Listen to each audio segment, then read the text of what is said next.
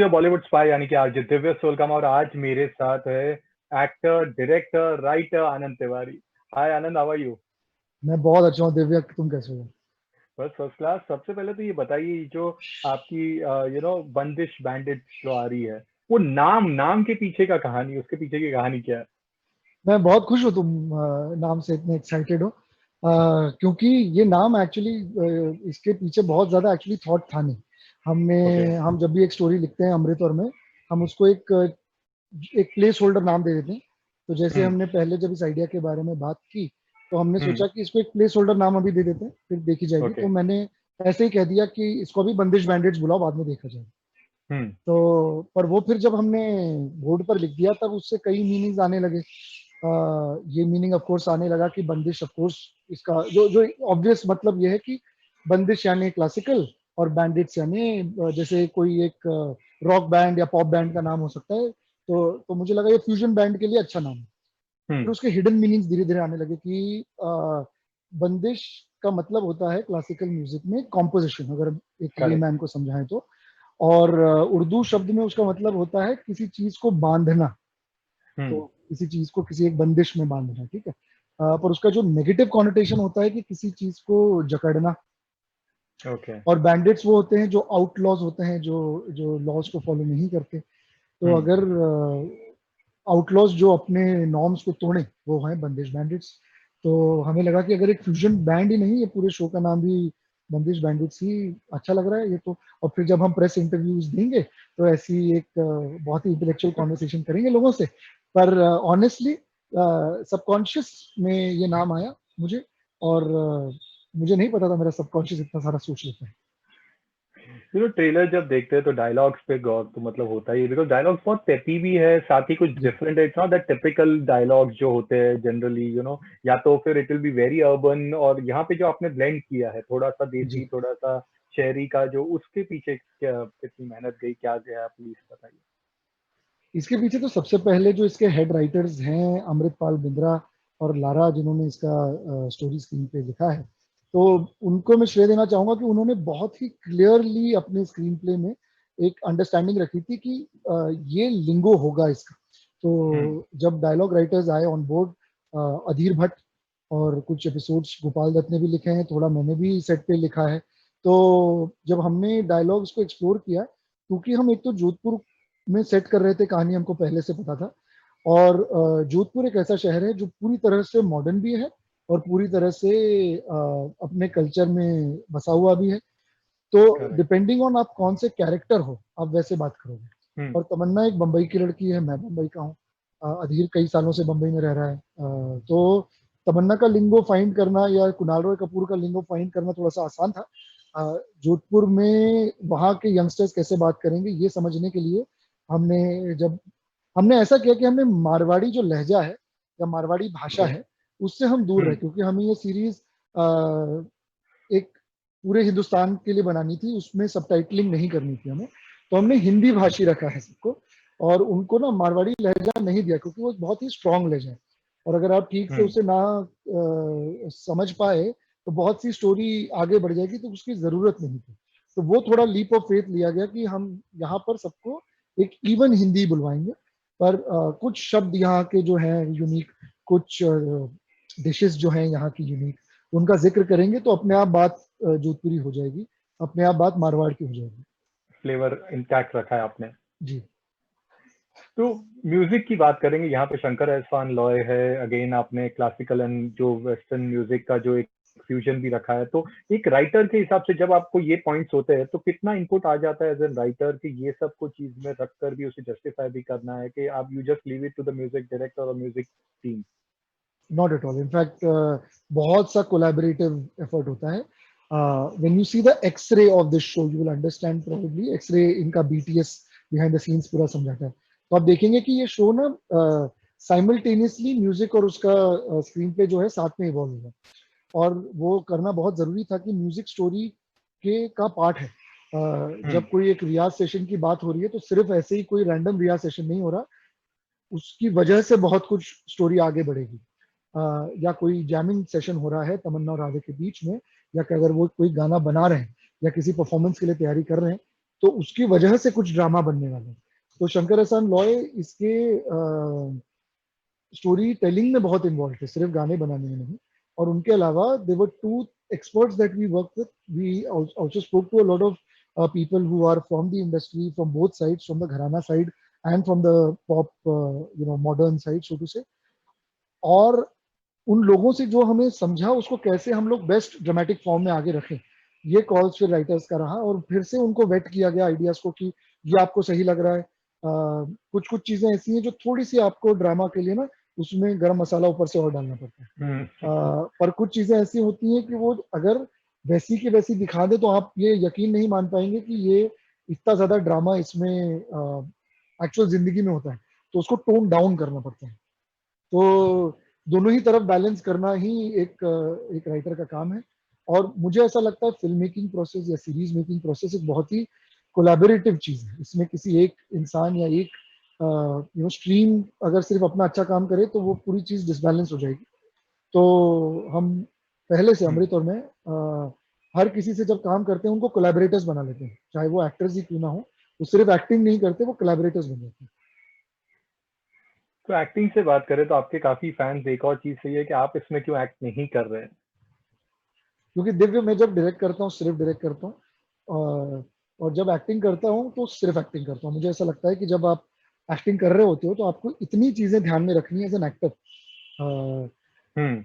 It is like कि आप goalkeeper भी हो और आप गोल भी स्कोर कर रहे हो दूसरी तरफ जाके। तो या तो आप अच्छे गोलकीपर रह सकते हो उस मैच में, आप या तो अच्छे गोल स्कोरर रह हम्म। सकते हो।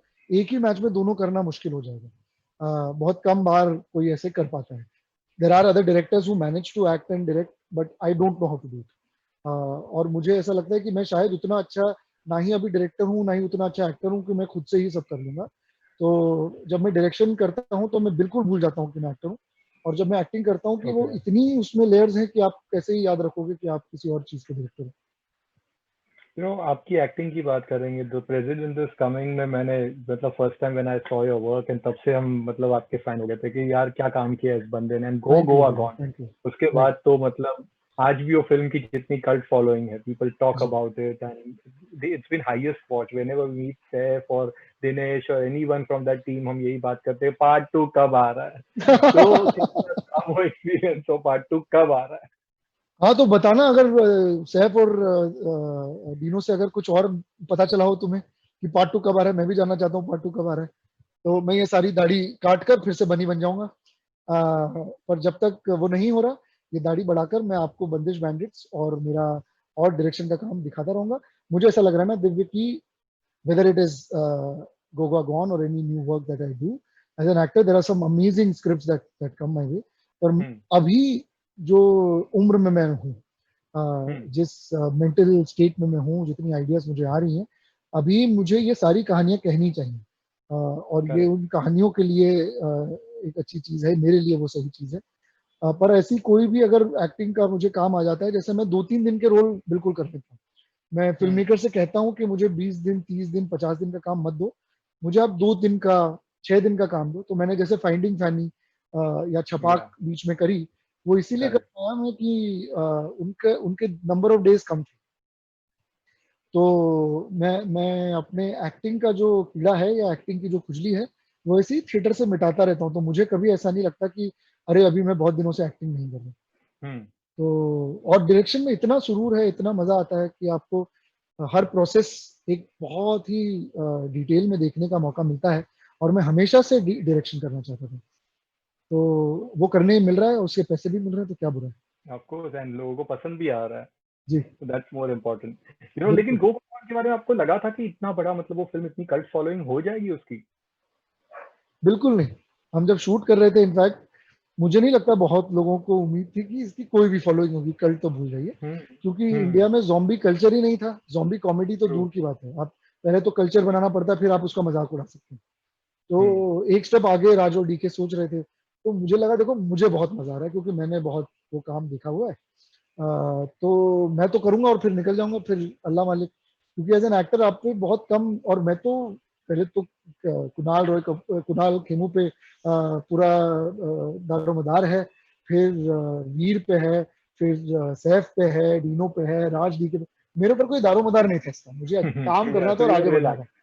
तो मैं सिर्फ अपना काम कर रहा था। एज ए डायरेक्टर ऐसा नहीं होता। एज ए डायरेक्टर आपको बहुत ज्यादा ध्यान देना होता है। जैसे बंदिश बैंडिट्स के अच्छे होने में मेरा बहुत क्या कहते हैं, रिस्पॉन्सिबिलिटी है मेरी बहुत। तो Correct. उसमें मैं उतना ज्यादा रिलैक्स नहीं रह सकता। Of course you have to be relax to create, but my responsibilities are far more, right from the writing stage to the final product that you see. तो अगर वो आपको नहीं सही लगता तो वो सारा दारोमदार मेरा। और आपको सही लग जाता है तो वो सारे एक्टर्स और म्यूजिशियंस जो हैं उनको उनको सारा क्रेडिट, क्योंकि उन्होंने हमारे विजन को ट्रस्ट किया, वो बहुत बड़ी चीज है। तो आपने डायरेक्शन की बात की, तो आपके डायरेक्शन में एक नॉस्टैल्जिया होता है, एक आपकी जो पिछला वर्क था उसमें भी एक काफी कुछ था। यू गॉट योर एक्टर्स की सिलेक्शन आपकी बहुत डिफरेंट होती है, लोगों को पसंद आया। बट जो नेक्स्ट हो रहा है उसके बारे में कुछ बताइए, विकी के साथ जो है उसके बारे में। तो विकी के साथ तो यार अब तो बहुत दिनों से मिला भी नहीं हूँ, हमारी सिर्फ जूम कॉल्स और पार्टियां होती हैं।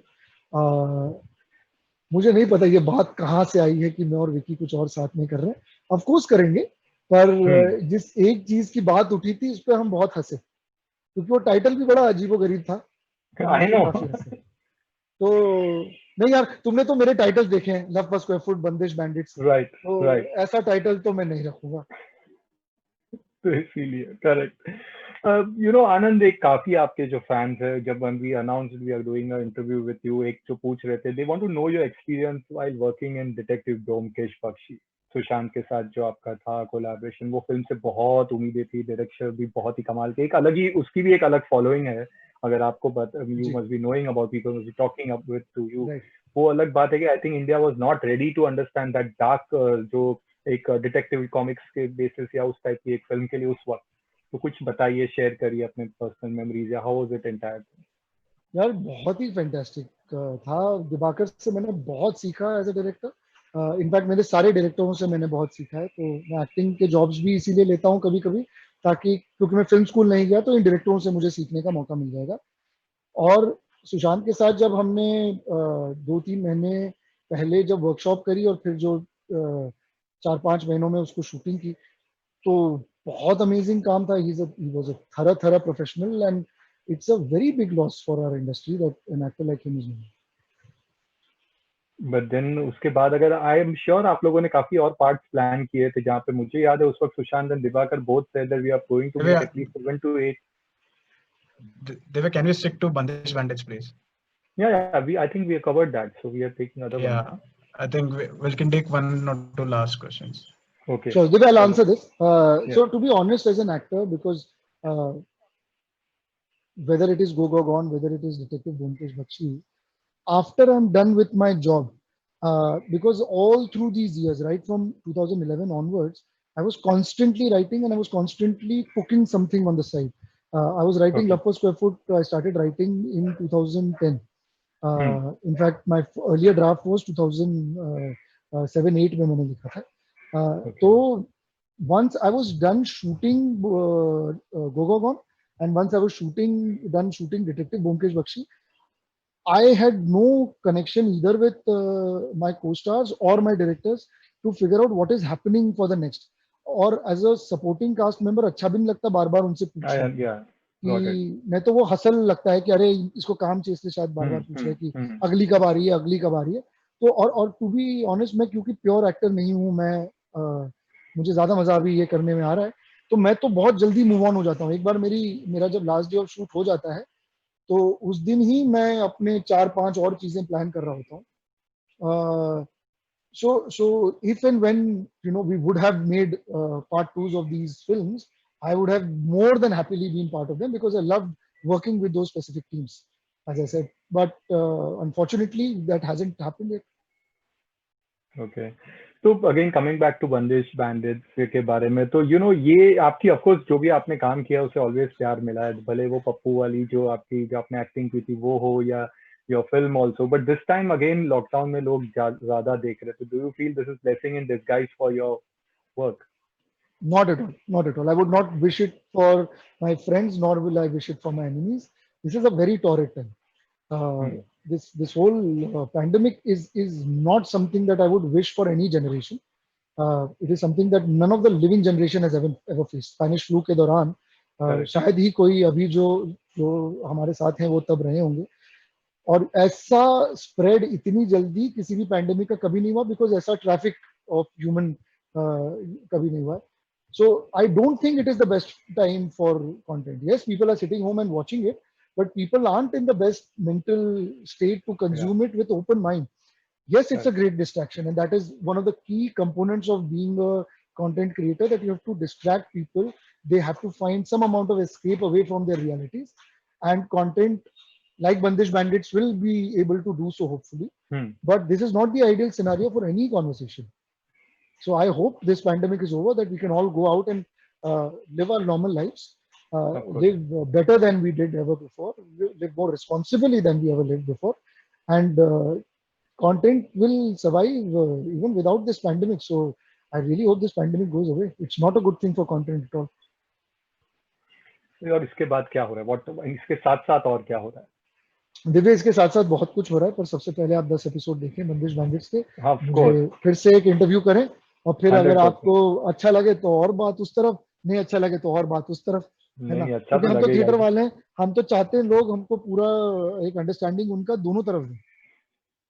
पर वाकई में कहना चाहूंगा ट्रेलर बहुत पसंद आया सब लोगों को. एक Thank बहुत you, ही Divya. पॉजिटिव है, एक फ्रेशनेस है, and really looking forward to watch this. Thank you Thank so you, much. thank you, Divya. Thank you so much. Love you chatting. Thank you. Bye. Take care.